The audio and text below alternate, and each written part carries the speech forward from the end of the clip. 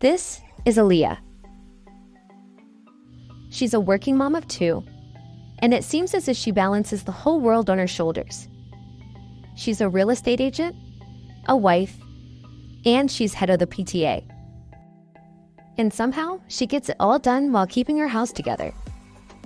But the truth is that she's exhausted. She can't sleep at night due to anxiety from work, and she feels pressure from other moms to do it all. On top of that, it feels like her husband doesn't do much of anything to support her around the house. But Aaliyah's story isn't unique.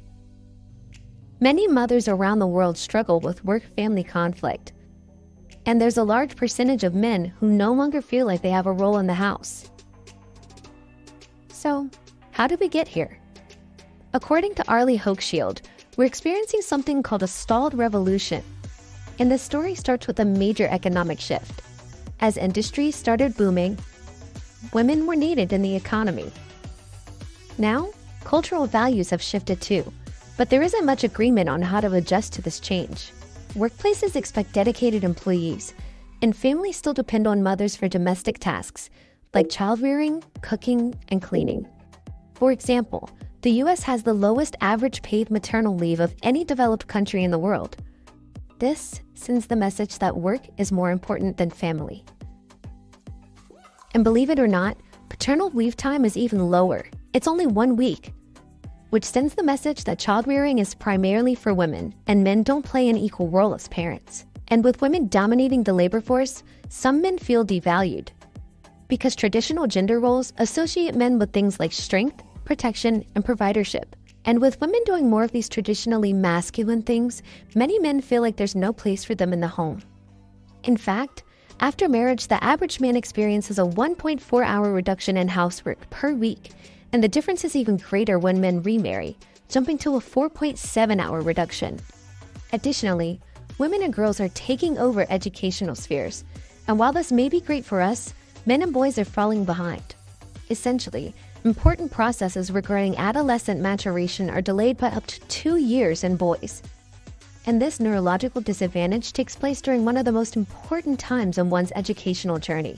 As a result, the gender gap in education widens as girls advance through the system, and ultimately, academic underperformance hurts boys' chances of employment and economic advancement in the future. And it doesn't help that traditionally male-dominated occupations are either sent overseas or automated. In the last 50 years alone, we've seen a 7% drop in male labor force participation. So what can we do about this? Well, we can strive for gender equity. Most of these problems stem from the shared issue of restrictive gender roles.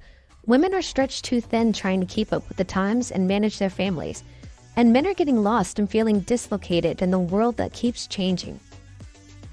What would help is if we loosened the hold of gender roles and encouraged men and women to play more balanced roles in society, which means that each gender would receive the support they need.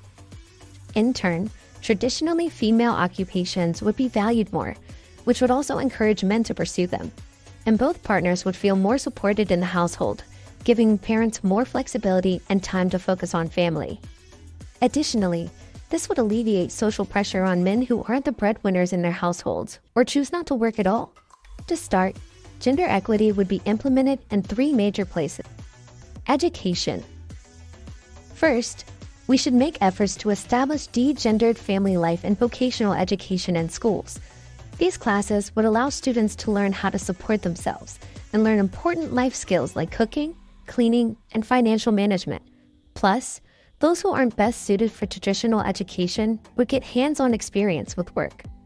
Next is public policy. Policymakers should limit the work week and make work pay more. Research has shown that limiting weekly work actually increases productivity, so parents would be encouraged to spend more time with their family, and providing would be made easier and less stressful. Additionally, parental leave should be paid and equally distributed between mothers and fathers. This would encourage fathers to play a more active role in supporting their partners after childbirth. Lastly is media messaging.